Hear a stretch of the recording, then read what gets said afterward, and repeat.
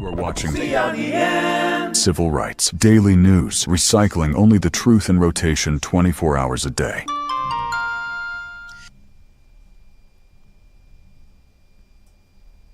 Good afternoon. I'm SAMIHA Charles reporting to you live from Civil Rights Daily News, your #1 source for propagandalist reporting, recycling only the truth in rotation 24 hours a day, 7 days a week.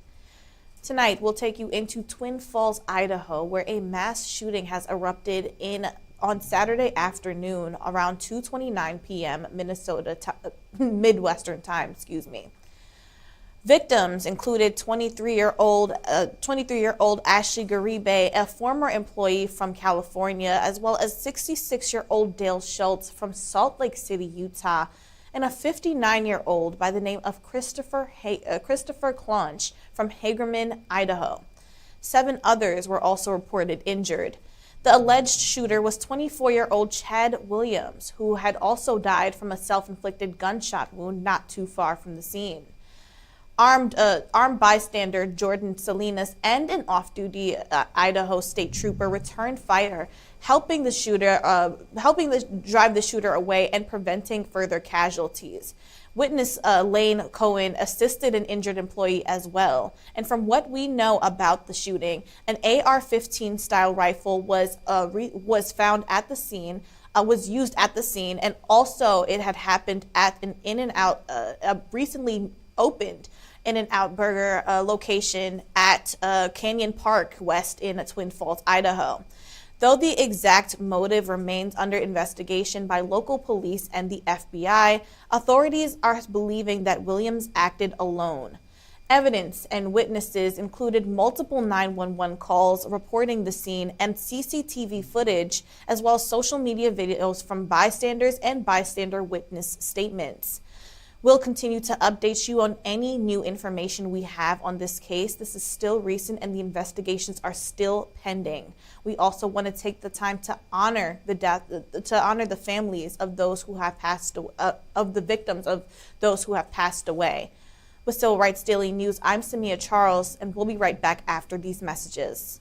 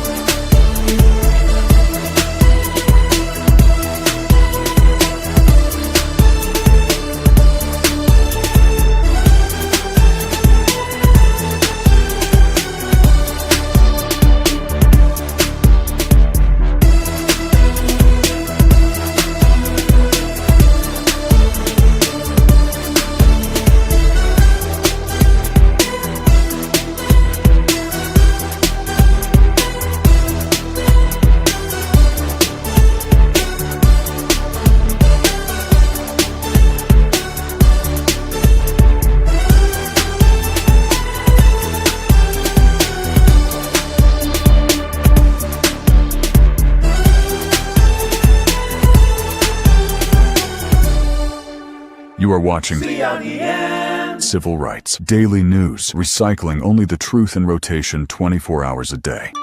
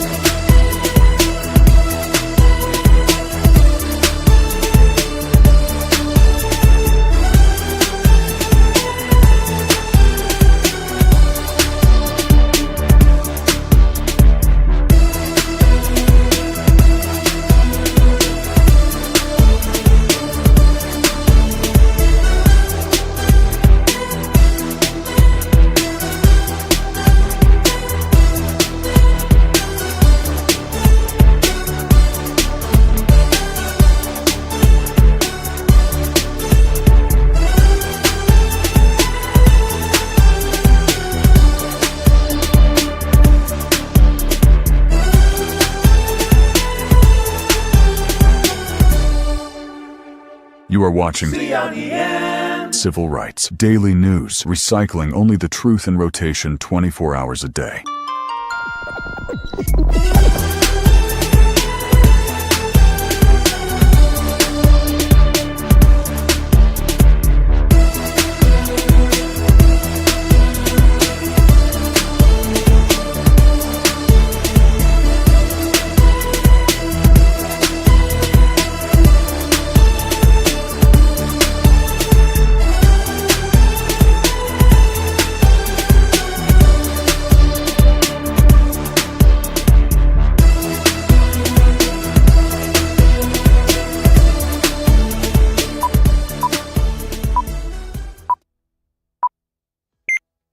You are watching CRDN. Civil Rights Daily News, recycling only the truth in rotation 24 hours a day.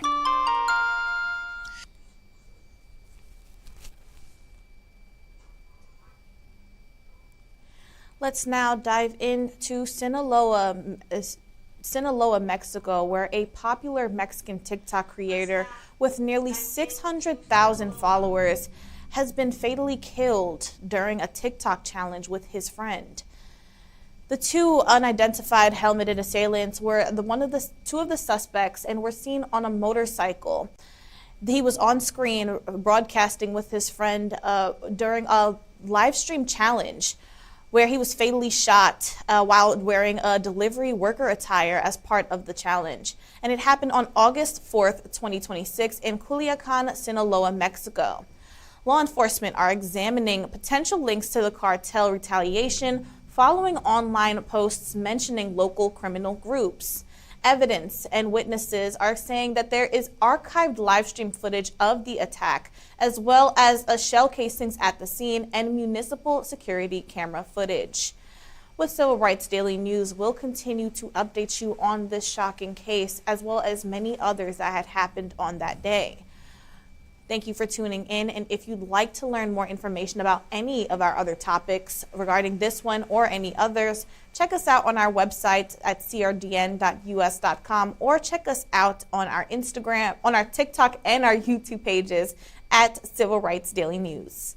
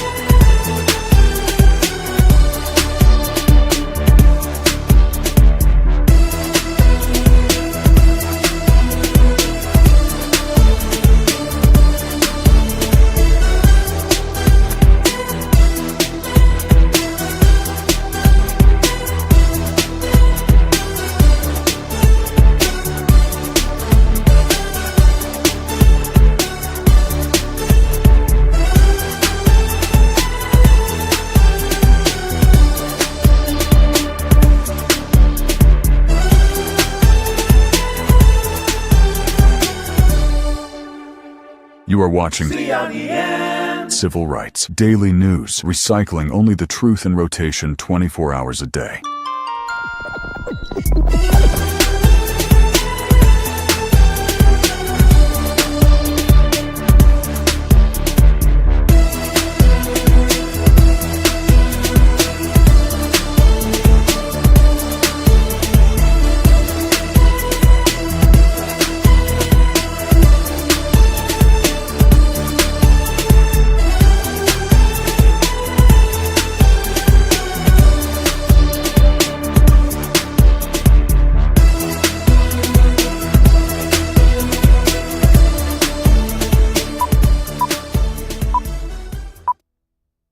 You are watching CRDN. Civil Rights Daily News, recycling only the truth in rotation 24 hours a day.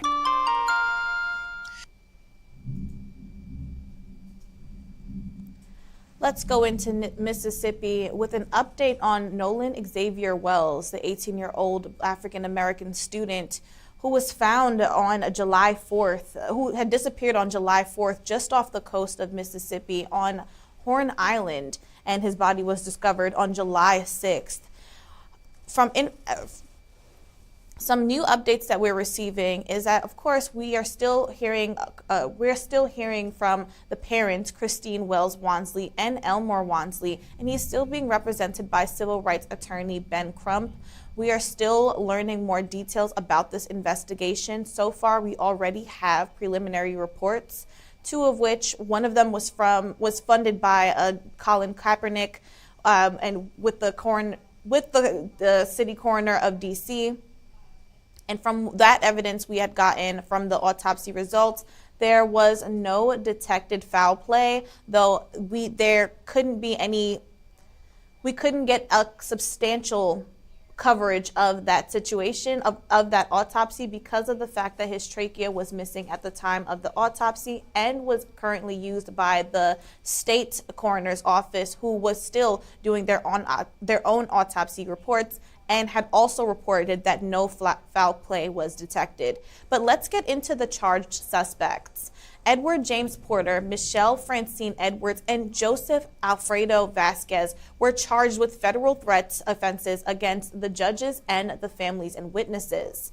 From what we know so far, the investigation into the death of Nolan Wells, coupled with federal indictments against individuals accused of sending threats to the witnesses, local officials, and the judge. In addition, we are still gathering information about we're still getting information about why the death ruling is still being undetermined, despite independent autopsy and state autopsies. So far, the evidence and the witnesses that are speaking out are the boat passenger statements, independent autopsy records, as well as state autopsy records, which have still determined not much other than undetermined, as well as a note that Ben Crump had reported of soft tissue injuries behind the head, though there wasn't any substantial details about that. In addition, there's also digital forensics used by federal law enforcement to trace the threats as well. They are urging fans, people who are locked into the situation, locked into this investigation in particular, to please refrain from using death threats, refrain from doxing these individuals who are working on the case, and to continue to show your support to the family, but also by giving them the space and giving them the peace to follow this investigation in a safe and proper manner. With Civil Rights Daily News, we'll continue to update you on any new findings we have about this case. But stay tuned, and if you would like to learn more about our previous reports on this case, you can check us out on our website, CRDN-NEWS.com, or check us out on our TikTok and YouTube pages at Civil Rights Daily News.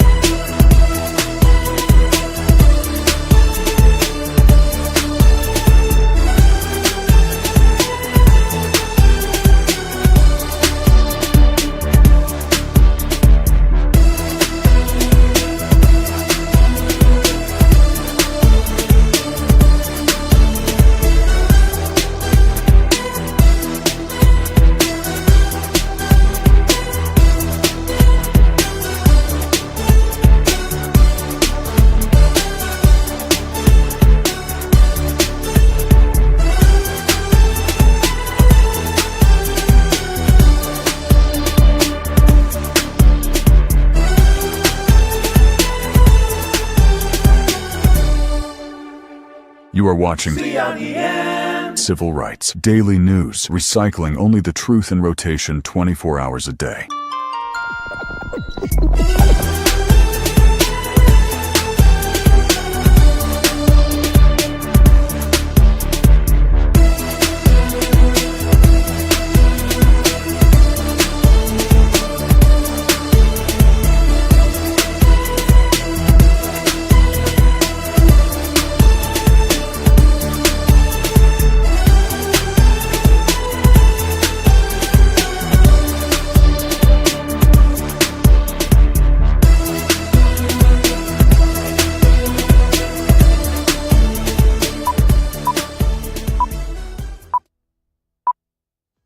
You are watching CRDN Civil Rights Daily News, recycling only the truth in rotation 24 hours a day.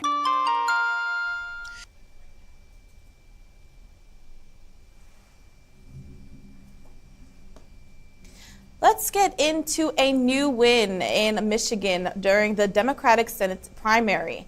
Abdul El Sayed, a progressive public health advocate and a former Wayne County Health Director, as well as a candidate for the 2018 gubernatorials, has won the candidacy against his key opponent, Representative Haley Stevens, who was endorsed by establishment figures who called to concede. But let's get into some of the key figures that had endorsed El Sayed. First was Senator Bernie Sanders, as well as U.S. Senate Majority Leader Chuck Schumer, as well as Senator Mallory McMorrow. And then onto the Stevens side, she was endorsed by Senator Gary Peters, and that's a little bit about what we know, as well as we are hearing that she was also affiliated with AIPAC. But we'll get into that news in another segment. But let's get into the new win. So Abdul El Sayed captured the Democratic nomination for the U.S. Senate in Michigan, ultimately defeating Representative Haley Stevens despite her having to spend over $30 million to $40 million in opposition and outside spending money. A direct quote from Abdul Ayed was that they spent an unprecedented amount of money to beat us, but it turns out that the commercials are part of the television show that most people don't want to watch. Adam Green, a progressive change campaign committee founder, had also said that shockwaves are being felt across the political world, and Abdul's primary victory sends a signal to every other Democratic politician. The signal which is that if you fight powerful interests, you can also win.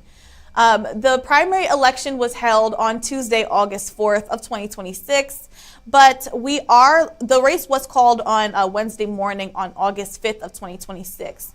Now we still have to look for the next election that's happening in November, but we can also get into a little bit about who he is and why this is such a big deal. To start, the primary serves as a major ideological battleground for the Democratic Party. El Sayed's grassroots progressive campaign focused not only on Medicare for all, but also ending corporate influence in politics. He also rejected unconditional foreign military aid, and his next steps are going to be against Mike Rogers for the retiring senator's seat, Gary Peters. So we'll be sticking around for that general election soon in November. Stick around and we will continue to update you on more about this case, about this situation, and about the upcoming election. With Civil Rights Daily News, I'm SAMIHA Charles. Stick around after these messages.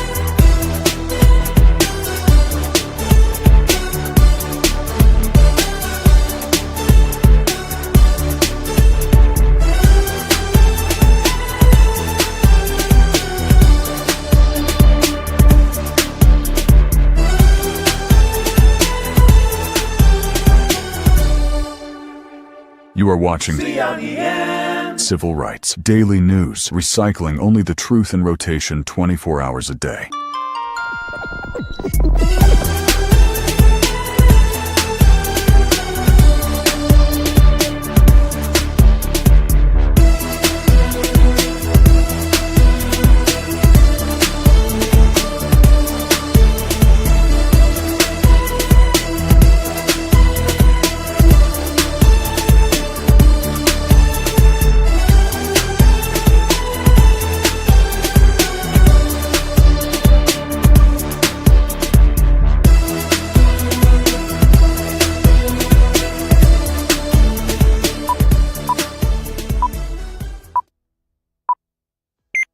watching CRDN. Civil Rights Daily News, recycling only the truth in rotation 24 hours a day.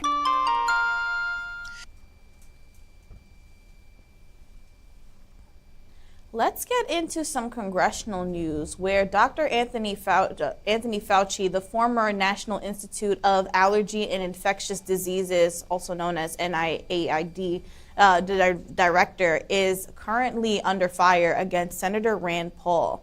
And also, this is a bit of an exciting story for me because now we also get a little bit of an excerpt of one of the diary entries, one of the 1,000-page personal journal entries of Dr. Fauci, basically detailing the internal reflections of COVID-19, origin theories, and his public health policy. So let's get into it without further ado. This title entry is titled, it was written on May 26th of 2021.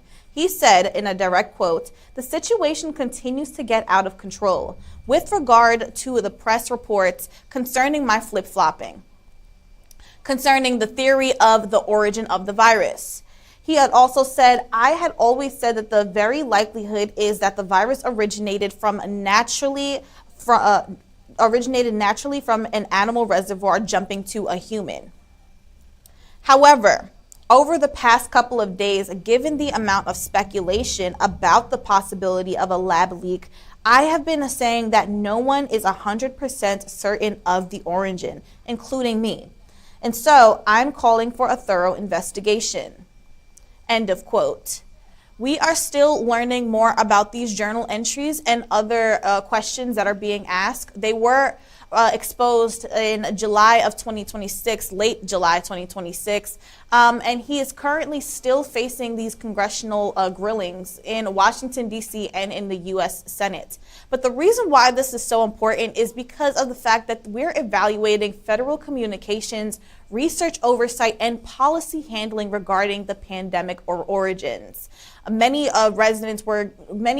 U.S. citizens were not given much information about how this started or whether or not any of the protocols that were used during the time were even effective at all. So getting some disclosure about these documents is providing a little bit of a glimpse of not only Dr. Fauci's mindset during this time, but also the general feeling of how everyone was operating in the CDC and that the NIAID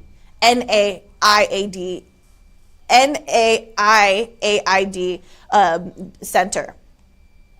With Civil Rights Daily News, I'm SAMIHA Charles, and we'll continue to update you on this case as we're receiving more information. So far, from what we know, he has been very tight-lipped about some of the questions regarding why it took him so long to disclose any information, or whether or not he knew of the origins or had any knowledge of anything going on in the science labs in the area that they had said that it had erupted from. We're still learning about this. He's not saying much. He's pleading the fifth for a lot of the questions. So we'll keep you updated on the situation as we continue to receive more details about it. So stick around after these messages and we will continue to give you more information.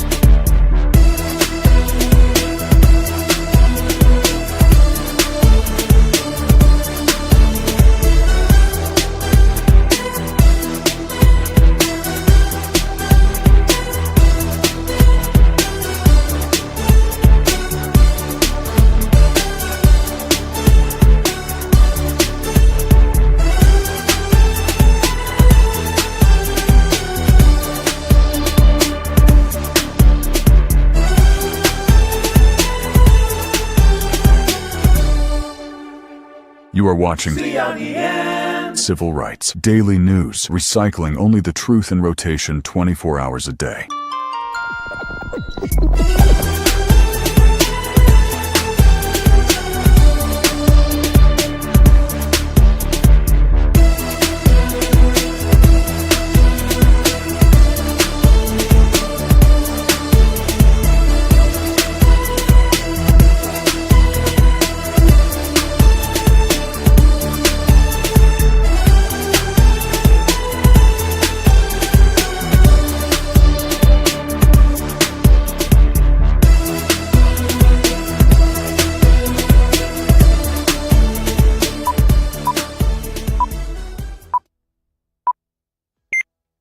You are watching CRDN. Civil Rights Daily News, recycling only the truth in rotation 24 hours a day.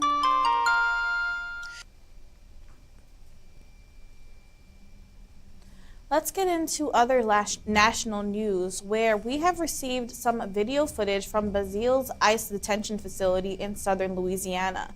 Two women released videos detailing the horrible conditions they endured while detained in the processing facility in the women's wards.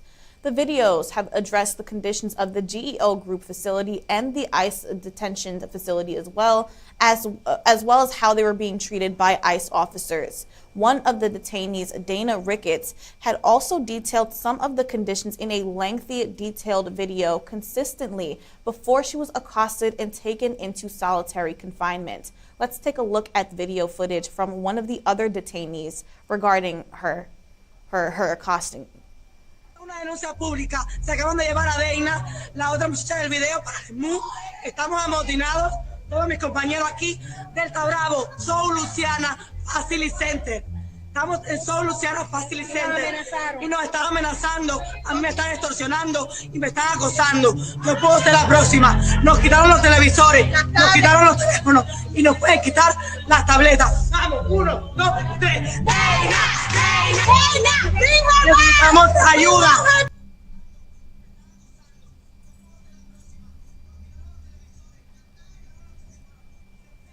Some of the details she alleged was also of being sexually abused by Lieutenant Candace Green and suffering harassment from Sergeant Rosietta Guillory. In the detailed 15-minute or more response, she also detailed that there were 15-minute or more response time to medical emergencies, including seizures, mental health alerts, and pregnancy. In addition, she listed a lack of proper medication, with some residents with pre-existing conditions worsening over time due to lack of efficient care. In one video, there was a riot for lack of medications and lack of toiletries and cleaning supplies. Let's also take a look at that video as well. Hi, my name is Dana Ricketts, and I'm here at the South Louisiana ICE Processing Center, and I'm called to let the world know about the inhumane condition of the treatment that we've been facing. I personally have been sexually abused by Lieutenant Candace Green and harassed by Rosetta Guillory, Sergeant Rosa Guillory. Here's a couple of issues that we have at the GEO detainee facility. The menu is causing attacks to 50-70% of the resident population to not able to have frequent bowel movement, lack of medical staffing with highest the risk of death because the staff takes on an average of 15 minutes to respond to any medical emergency, seizures, pregnancy, mental health issues, lack of proper medication for all cases.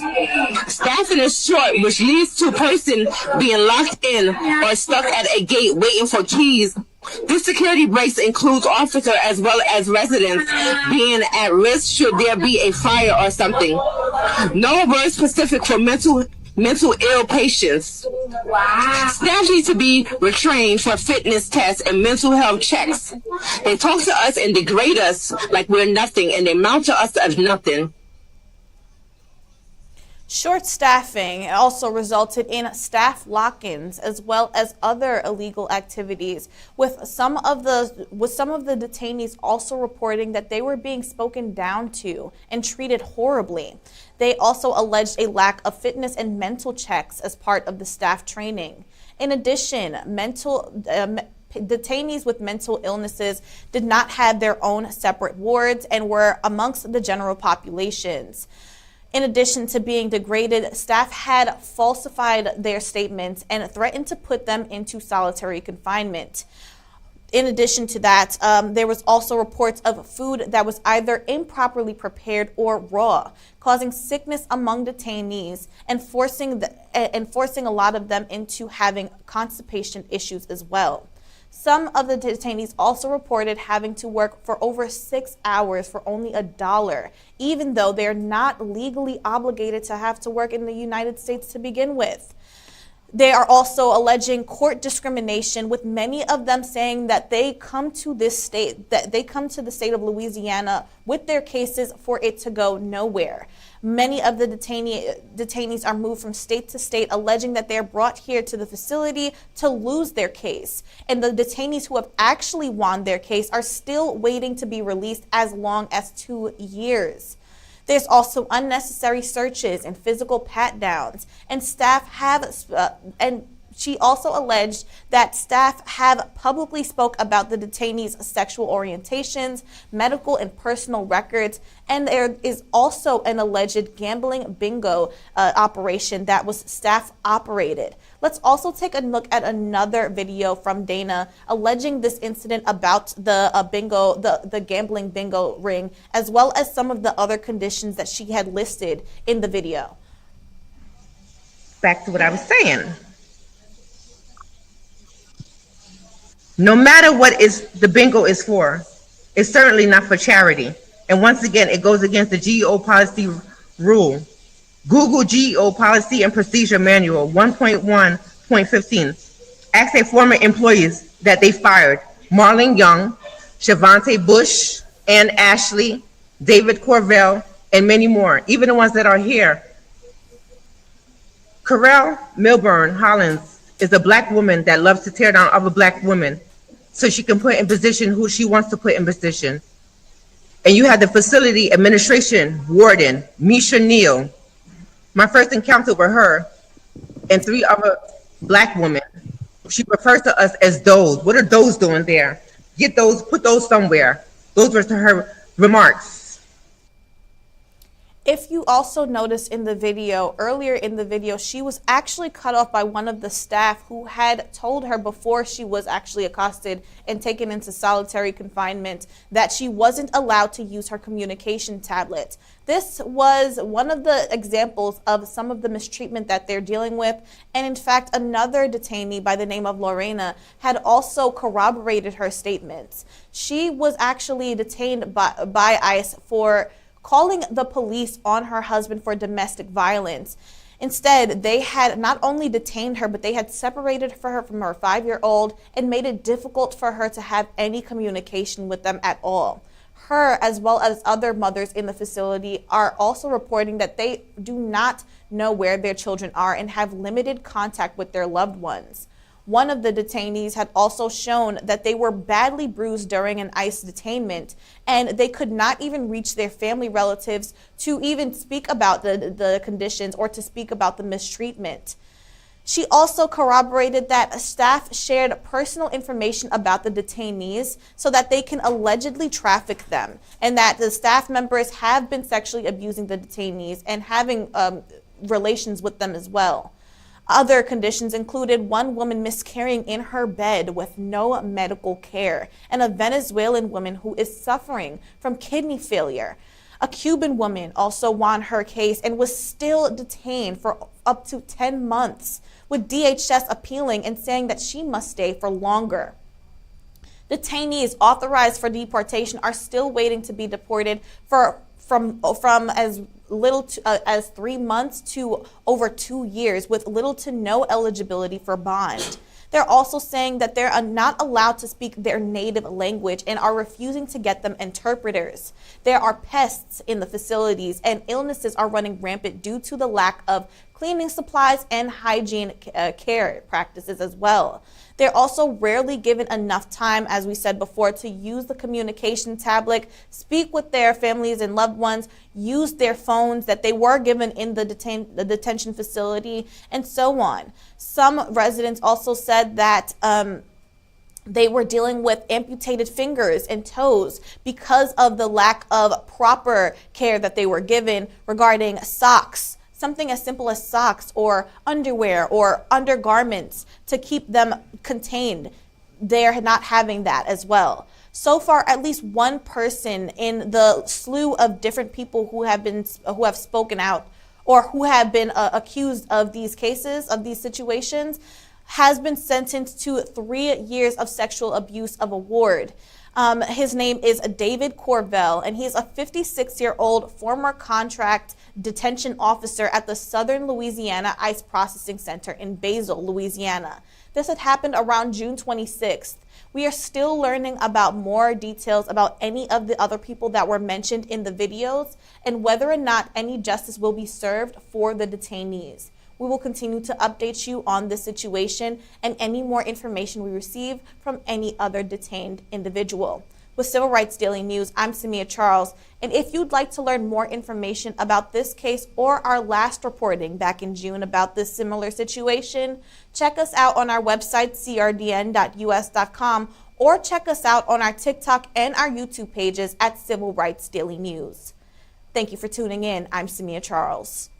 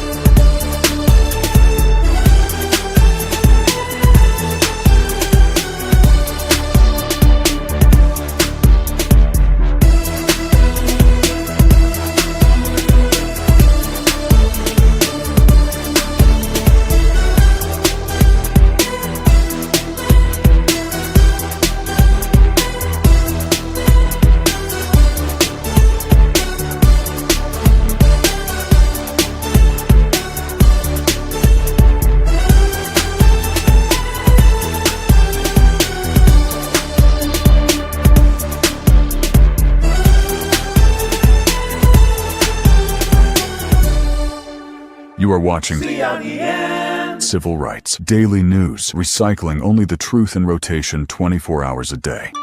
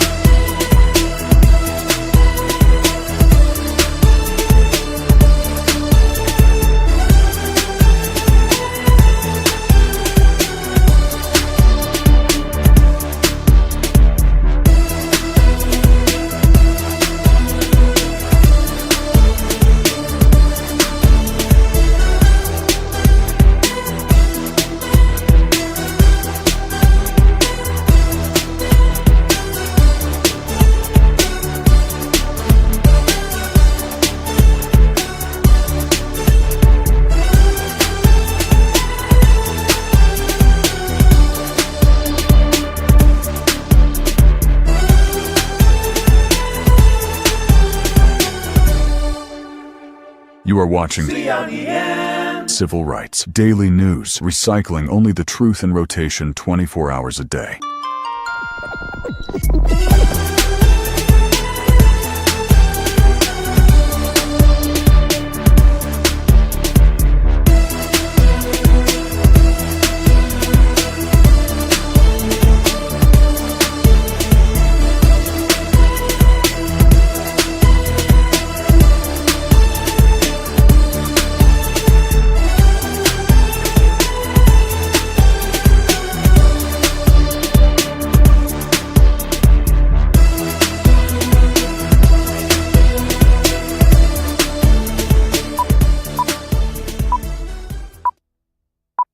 You are watching CRDN. Civil Rights Daily News, recycling only the truth in rotation 24 hours a day.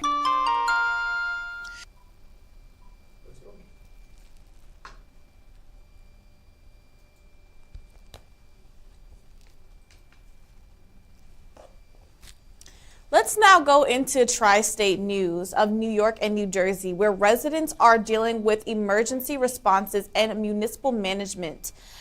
We are currently dealing with a heat wave and flash flood warnings both yesterday, Thursday, around August 6th and August 7th today on Friday.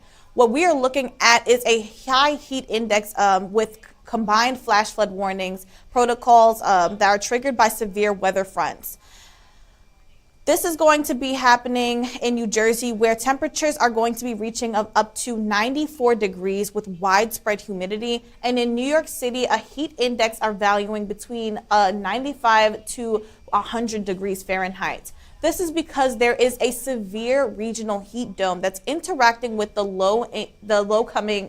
incoming severe low pressure storm systems that are capable of rapid downpours. They're going to be causing rapid downpours, and it may sprinkle on into the weekend as well. So far, New York City has opened municipal cooling centers and deployed outreach teams for anybody who is in need of a place to cool down or a place to take shelter from the storms that's happening. New Jersey officials are also monitoring localized rain showers and flash flood warnings across multiple counties.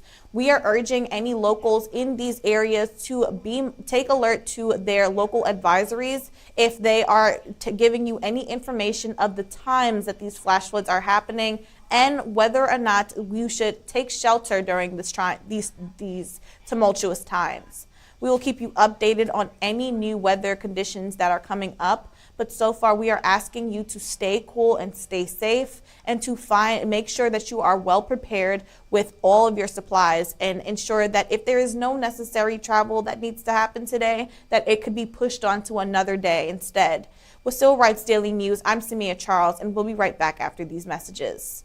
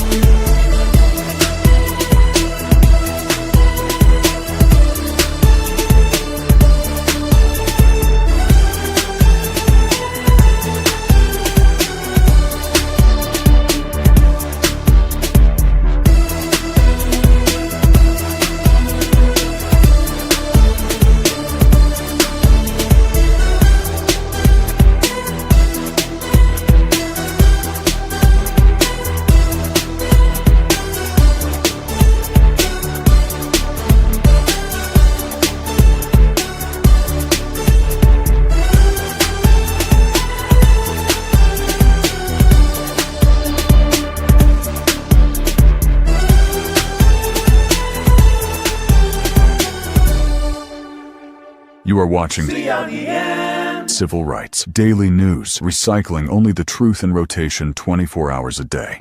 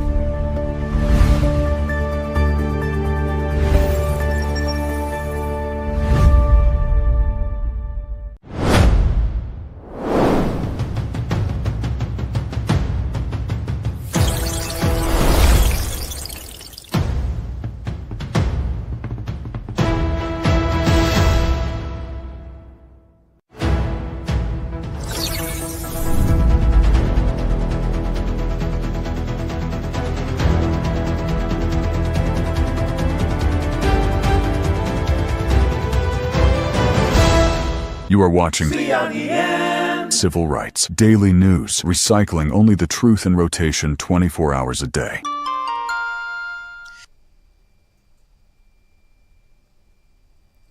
Let's get into local news, where a dental practice in Canarsie, Brooklyn, is currently being sued.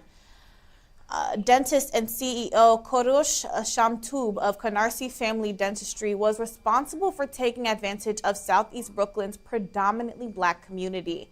They specifically targeted elderly Black individuals and those with emergency dental needs, as well as low-income and public assistance New Yorkers. Frequently, he misrepresented his pricing and insurance coverages and pressured them into unnecessary procedures. He also made them sign up for high-interest loans without informed consent about the details of said loans. The practice also allegedly pressured an elderly woman on Medicaid into having all of her teeth extracted, despite only coming in for partial dentures.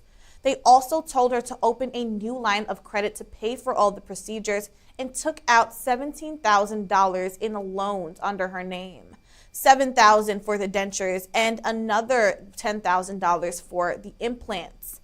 Other allegations from other people had also said that they also had misleading advertising for at least 81 days, 8 counts of deceptive financing misrepresentation, and at least 4 acts of unauthorized credit applications, 3 acts of insurance claim misconduct, and so many other details as well that we are just learning about. But let's get into a little bit of details about who Shamtoob is. He graduated from UCLA with a bachelor's in physiobiology and then went on to the Doctor of Dental Surgery, where he got a degree from Columbia University. He also continued his dental education with a year of general practice residency at Kingsbrook Jewish Medical Center in Brooklyn. Currently, he owns a $3 million waterfront home in Long Island and is a donor to AIPAC. The business was operated since April 25th of 2008 and was owned by Larry Weiss, as well as his wife by the last name of Price. Lawsuits were filed by Sam Levine, the Commissioner of Department of Consumer and Worker Protections. And we'll give you a little bit more details about this information. So far, what we're learning is that their goal is to win full restitution for all harmed patients. In addition, we also found other comments from the Better Business Bureau against him, talking about how he was misrepresenting some of their loan options and the payment plans for some of these operations. This case will continue to be ongoing as more patients are speaking out and are being urged to continue sharing more information if they have received any work done at the Canarsie Family Dentistry. We will continue to update you on more details as we receive them. But if you would like to learn more about this story or any others, check us out on our website, civilrightsdailynews.us.com, or check us out on our TikTok and YouTube page at Civil Rights Daily News. I'm SAMIHA Charles, and thank you for tuning in. We will be right back with some new breaking news.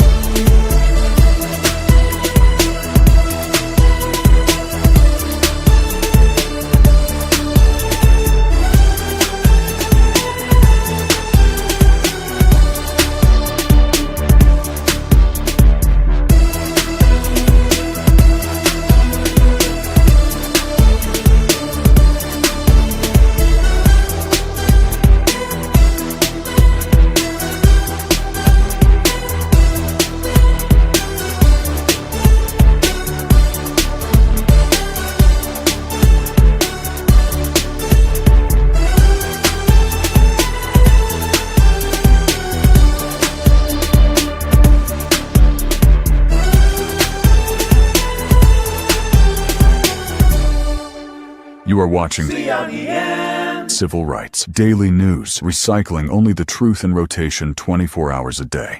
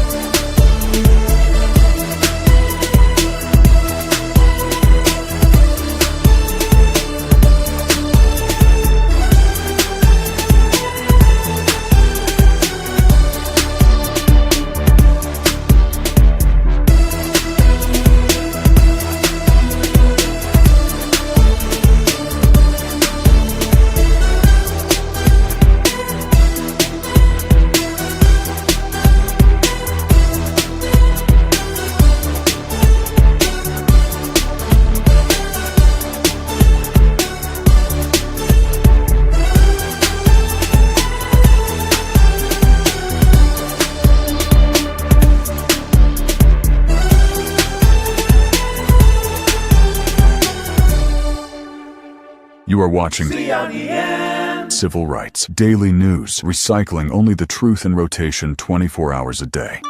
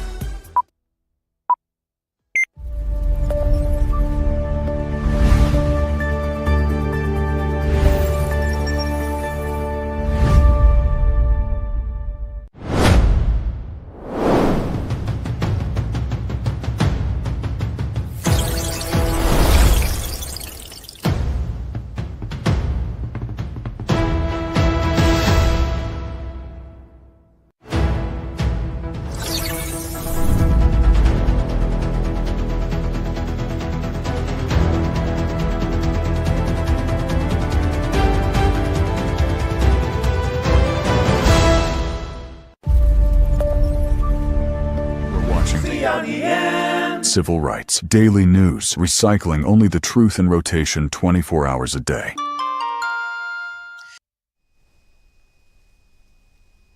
We now want to get into some breaking news in Bangkok, where we just received news of a shooting that had happened at a high school. Multiple people are shot, and there are reportedly at least 6 people killed, 3 teachers and 3 students, with at least 22 other individuals in critical condition and receiving help as we speak. Witnesses told police that the students began hiding in the opposite buildings when they first started hearing the gunshots. Some of the injuries also occurred while people were running and falling, but they're not sure how many individuals were shot at the time. About an hour after the shooting, people stood out of the school, comforting one another, and police and first responders had walked around and inside of the school looking for any evidence, any weapons, or the shooter himself, who is actually also being hospitalized right now as we speak. We are also learning that 15 others are still in the hospital, as well as 9 that are in critical condition. And we are also limited on information regarding what the motive is for this crime and who this kid is, or whether or not this was premeditated. But from what we know, they're saying that the gun has been believed to have been taken from a member of the student's family. This is some brand new and shocking news. We don't typically hear this type of news happening in Thailand. This had actually happened at the Debsirin Nonthaburi School in Nonthaburi province, just northwest of the national capital of Royal Thai. We don't hear about these incidents happening frequently outside of Thailand at all. With the latest that we've heard reportedly was back in February, a 17-year-old had stolen a gun from police and had opened fire at a public high school in southern Thailand before briefly holding some of them hostage for over 2 hours. Resulting in at least one person killed and two other people injured. And then we also know about a 2023 incident about a 14-year-old who had opened fire in a shopping mall. He was actually accused of the shooting at a major Bangkok shopping mall back then. But we'll continue to update you on this case, on more details of this case. This is very shocking, and this just happened. We are still learning about the victims. We are still learning about the times and how this happened, what led up to this. But this is truly horrifying for the families. We want to keep the families and the victims in our prayers, and we're hoping for safe recovery for any of the victims who are hospitalized as we speak. With Civil Rights Daily News, I'm SAMIHA Charles, and thank you for tuning in to Civil Rights Daily News, your #1 source for propagandalist reporting, recycling only the truth in rotation 24 hours a day, 7 days a week. I'm SAMIHA Charles, and again, if you'd like to learn more details about any of the topics we've just discussed, or would like to leave any tips or advice, check us out on our website, CRDN-NEWS.com, or check us out on our TikTok and YouTube pages at Civil Rights Daily News. You are watching CRDN. Civil Rights Daily News, recycling only the truth in rotation 24 hours a day. Tune into Civil Rights Daily News, TikTok, YouTube, and our website to catch CRDN Sidelines with Cam and Reggie. All your sports news reporting on a dime. Catch CRDN Sidelines every Wednesday starting May 6th from 7 p.m. to 8 p.m. Catch CRDN Real Take with SAMIHA Charles live Sunday mornings from 10 a.m. to 11 a.m. starting May 10th. For Civil Rights Daily News, recycling only the truth in rotation, 7 days a week, 24 hours a day, I'm Jade Lopez.